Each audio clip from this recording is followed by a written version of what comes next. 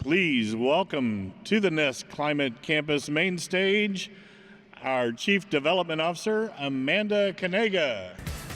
Good morning, and welcome to the 5th edition of the Nest Climate Campus.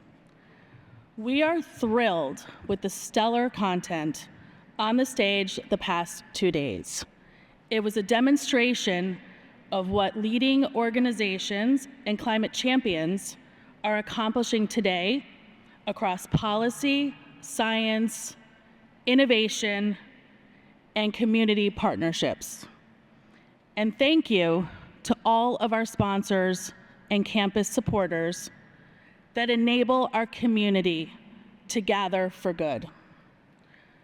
One comment from a chief sustainability officer yesterday, who happens to be leading one of the world's largest corporations, that really resonated was, the Nest Climate Campus is truly a community of climate action that unifies leaders from corporations, nonprofits, government, media, academia, and most importantly, leaders from the front lines in communities. And we believe that this is the strongest path forward to a most sustainable and resilient future for all. We will continue on this track today as we explore sustainable finance and impact investing, responsible AI, innovative food solutions and circularity, engaging storytelling through the arts, and effective marketing and communication frameworks. With that, it is my honor to introduce our keynote speaker today, Jeff Gitterman. Jeff is a widely recognized leader in the climate-focused investing field, with a particular emphasis on climate adaptation and resilience, and the co-creator of the firm's SMART system, sustainability metrics applied to risk tolerance, which offers climate-focused investing solutions to individual investors as well as other financial advisory firms. Jeff is also co-host of the Impact TV show, which films at the New York Stock Exchange. He speaks frequently at conferences across the United States and has also been featured in Barron's, Forbes, The Wall Street Journal, Financial Advisor magazine, and CNN, among others. Jeff is a partner at Gitterman Wealth Management and CEO of Gitterman Asset Management, and author of Beyond Success, Redefining the Meaning of Prosperity, as well as an associate producer of a featured documentary called Planetary. Please join me today in this session, AI and Climate Resilience, Unlocking the Next Investment Frontier. So please welcome to the stage, Jeff Gitterman. Thank you. Hi, everybody. Good morning. Thanks for enduring the weather and New York City traffic. I get to live here. This is the worst week to live in New York City of the entire year. It's fun to be closer to all the action, but try to get an Uber or a taxi anywhere in New York City this week and then add rain to it and you could forget it. But thank you all for making it here. I'm going to talk a little bit provocatively today about the intersection of AI and climate. Just for a small bit of background, I started studying the ethics of technology in a master's program called Conscious Evolution about 14 years ago. Then got to have the distinct pleasure to help get the movie Planetary produced, which was a coordination between Bill McKibben, Paul Hawken, Joanna Macy, a group of astronauts, indigenous elders, and Buddhist teachers talking about the relationship between each other and the planet. The thing that came to me most out of the movie was one of the Buddhist monks, a Kyoto Buddhist monk, said in the film, "We're not on this planet, we're of this planet." And that drove me to change my entire firm over the next 4 or 5 years from a traditional investment firm to 100% focus on sustainability and impact. During that time, we got to spend a lot of time in Washington and a lot of time with reinsurers, insurance companies, and asset managers to try to cultivate what our thinking around climate was going to be. Spending time in Washington even back then in 2015 and 16 was easy to see that progress on a transition economy was going to be painstakingly slow. So we had a theory that physical climate risk over the next decade would become the dominant thing in the capital markets. The themes around physical climate risk also have now been accelerated or had fire poured on them by the AI race that we are supposedly in with China. And it's a win at all costs from the tech bros, with no exception, including if they have to bend the knee at every dinner they go to make sure that no one inhibits or regulates the energy demand needed for AI and the deployment of AI. On the flip side, you're already seeing companies back off from their laying off of employees because they now realize they went too far and that AI is still having hallucinations, and as long as it's there, you still need a human being at the wheel monitoring it. But the themes that we looked at, 3 verticals: sustainable infrastructure, water investment, and adaptation and resilience companies, were literally lit on fire and accelerated by an AI race. So now the hope is, if you talk to people who still have hope, which they're dwindling over time, the hope is that AI, as Thomas Friedman said in his editorial in the New York Times last year, AI and climate change are both existential threats to humanity. The only hope is that AI can solve climate change before it's too late. Now, I'm going to veer a little bit off topic, and we can talk as much as you want about investment themes and other ways of approaching this. I'll be here most of the rest of the day. But at the end of the day, I want to start thinking about what AI is, and is the hope that we're putting on it reasonable? At the end of the day, if you've worked with AI, you're starting to realize that it understands your biases and your need for acceptance. AI is literally designed to complement you and coddle you as you have discussions with it. You can override it and you can pull out biases if you want. Most human beings do not do that. Most human beings enjoy being coddled, being accepted, being talked to like they're smart and special. If that is what we're dumping into AI, then at the end of the day, when we go to look for solutions in AI, they're not going to be there.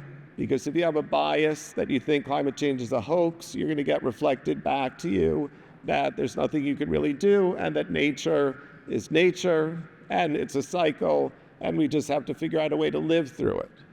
Now, on our theory, if that's true, you still want to invest in adaptation and resilience. The other side of it, if you think climate change is an existential threat, then AI is going to come to the conclusion pretty quickly that humans are the problem, the single biggest problem to climate change. I'm not like a Terminator conspiracy kind of theorist, but the reflection that you're going to get back from technology, if we're the problem, then where's the solution going to come from? Now, there are excellent solutions coming out of AI, especially for the grid.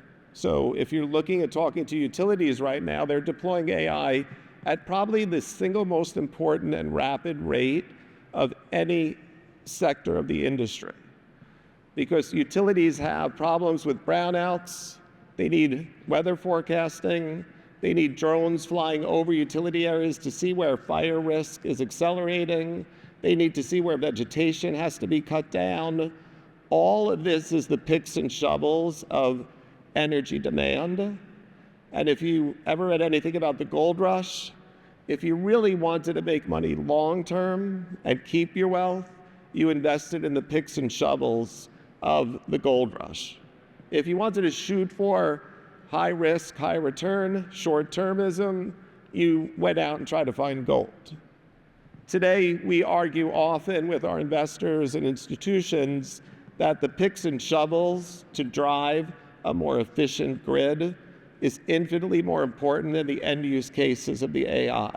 But if I looked at anything as an investor, supporting utility and grid infrastructure for even the AI technology that we're seeing, I believe is the most important. So if AI isn't going to be the solution or solve the problem, what is going to solve the problem? AI is accelerating our divisiveness in this world faster than social media and cell phones did. They had experiments where they put two AI chatbots in the same chat room, multiple experiments over and over and over again, and every time the two chatbots wound up fighting with each other over some issue that popped up and taking opposite sides of the equation. This is designed to be divisive. I'm sure you've all watched all the movies from Sam Harris and other things about looking at social media that say it's driving divisiveness, and the algorithms drive our fear and aggression. And we get endorphins from that, and we get hyped up about it. AI will take that trip on steroids. So we all have come to believe, especially people that come to the Nest and come for Climate Week and hear Donald Trump say climate change is a hoax at the UN, that we're in the fight of our lives. And what I can tell you is that that does nothing for progress on climate change. Someone at the end of the day has to stop fighting and start working for progress. And it's incredibly difficult to do, because everything about our self-identity comes with our beliefs and our tribe. And anything that threatens our self-identity and our tribe threatens our ego and feels subconsciously like it's a death threat. So when people are on the opposite sides on climate or calling it a hoax, our natural response is to shove data down their throat, prove while they're wrong, get upset, fight with them. I've worked in Washington the last 4 or 5 years on a group called Generation Climate Alliance, working with Republicans on how to progress bipartisan climate dialogue. You can't fight and win. You have to learn to use different terminology right now. Resilience, security are key words that the Republicans will work with you on if you're focused on that. Water, critical minerals, all of the things that we need for both climate change and AI, dealing with the problems, fall under those categories now if you talk to people in Washington. But more importantly, you have to think about your own evolution as a human being. We're spending more and more time, especially our youth, just downloading data bytes from TikTok and Instagram and all of the different programs and Snapchat. I asked my daughter, who's 18 years old, the other day, I said, why, and this is horrible for a father who's pretty left, I said, why do you listen to all that stuff about conservatism and Trump and anti-liberal? And she said, and I quote, she said, well, I don't look for it. It just shows up on my feed. And I said, okay, that's fair, but do you look for the contrary dialogue to make sure that you're learning both sides so that then you're making an informed decision for yourself about where you want to think about the future? And she said, oh, that's a good point. I'll have to ride her. I don't think she'll walk away from that conversation and just jump into looking at climate change issues and other issues that are more focused on the left. but this is the world that we're living in.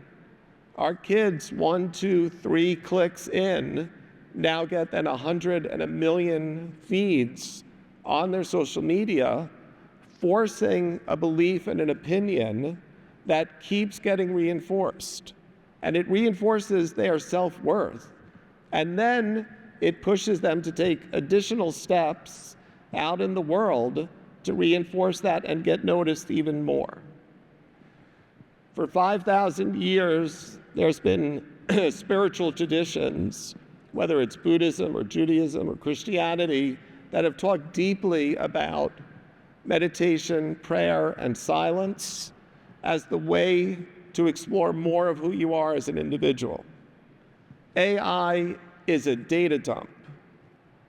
If we think AI is going to become conscious or self-aware, first we'd have to find some humans that are self-aware to even compare what that self-awareness looks like. There's been no actual definition of consciousness or self-awareness that's been agreed upon by science at this point. And self-awareness happens in silence and in flow.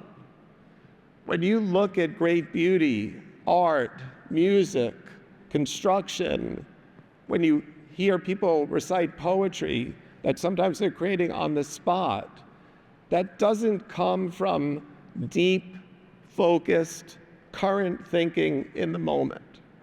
It comes from when you get out of the way and let something more inspirational and creative flow through you. When you go into nature and experience nature and silence, you feel something differently than when you're walking around New York City hailing cabs, hearing all the noise. We didn't leave nature, we pushed nature away from us. And if we're going to have a relationship with this planet, we need to get back to nature, and we need to spend time in silence away from data feeds that are dumping endless noise into our brains. We are the only solution that could solve this problem. AI is not going to do it for us. Good. Deep fighting about whose side is right isn't going to do it for us. Trust me, the problems will get too great and the sides will have to come together at some point to deal with it. And the people that are able to cross that divide now will start making the most progress for change. We need people that can talk to both sides and not be triggered by what someone else says. When I was young, my father-in-law and my father were as far apart on politics as you could imagine, far right and far left. At the dinner table, they would fight and argue about different issues that were in the news. After dinner, they would get up and go to the bar and have a beer together and talk about sports and life and all the other things that connect us, and not walk away focused on the one thing that disconnected them. They were able to look past that. We have lost touch with the ability to look past the fact that someone could have a different opinion from us and still appreciate and see their worth. And when we don't see their worth, it triggers something in them to hate. Believe me, there's a lot more to the energy of how you look at another human being than even the words that come out of your mouth. Giving someone your attention and your presence and your silence and actually listening to them crosses all barriers and bridges all gaps.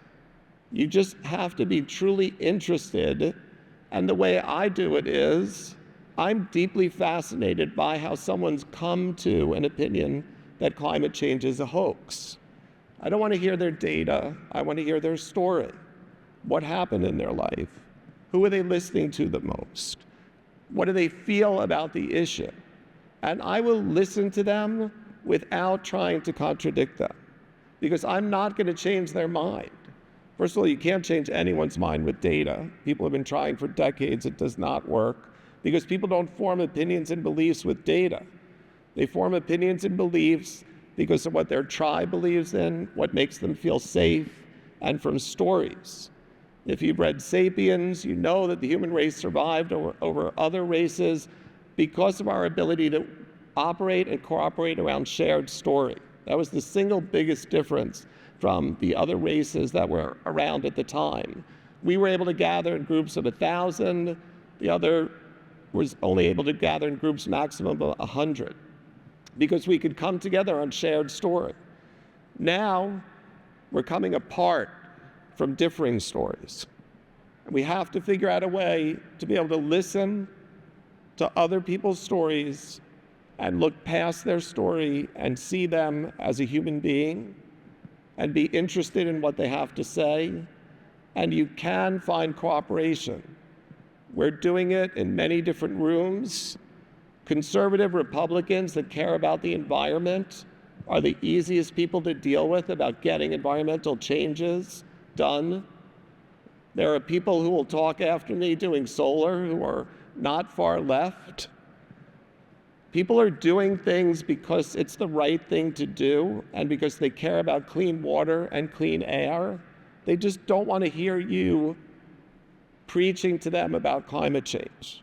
But if you want to work with them and help get more solar and cleaner water into our Mother Earth, they'll be more than happy to work with you.